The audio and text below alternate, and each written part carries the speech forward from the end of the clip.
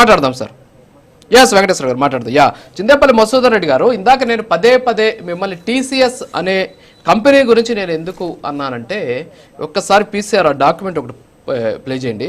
2025 ఏప్రిల్లో టీసీఎస్కి సంబంధించి 99 పైసలకి భూములు ఇవ్వాలి అని చెప్పేసి ఒక నిర్ణయం తీసుకోవడం జరిగింది సార్.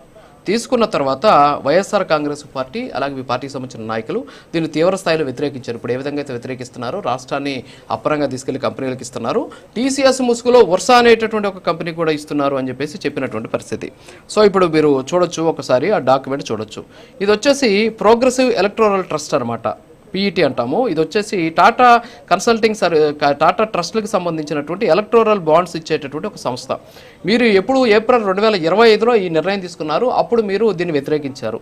కరెక్ట్గా అక్టోబర్లో అనుకుంటాను, ఒక్క నిమిషం, అది ఎప్పుడో అంటే ఫర్ ఎగ్జాంపుల్ 24 అక్టోబర్ 2025లో చెక్కు రూపంలో వైఎస్ఆర్ కాంగ్రెస్ పార్టీకి ఈ ట్రస్ట్ నుంచి 10 కోట్ల రూపాయలు ఎలక్టోరల్ బాండ్స్ రూపంలో వచ్చినటువంటి పరిస్థితి. సో ఆ రోజు నుంచి మీ పార్టీకి సంబంధించినటువంటి నాయకులు టీసీఎస్ అనే పదాన్ని మాట్లాడట్లేదు అనేటటువంటి ఒక విమర్శ వ్యక్తమవుతుంది. నాకు తెలియదు, అందుకే నేను మిమ్మల్ని పదే అడిగినటువంటి పరిస్థితి.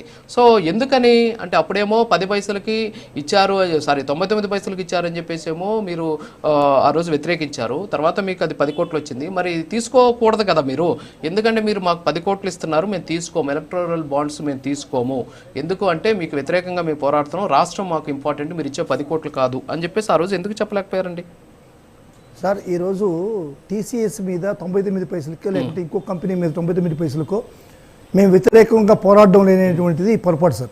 మేము ఎప్పుడు కూడా రాష్ట్రాన్ని ఈ విధంగా దోచిపెట్టేటువంటి దానికి మేము వ్యతిరేకం ఎప్పుడు కూడా.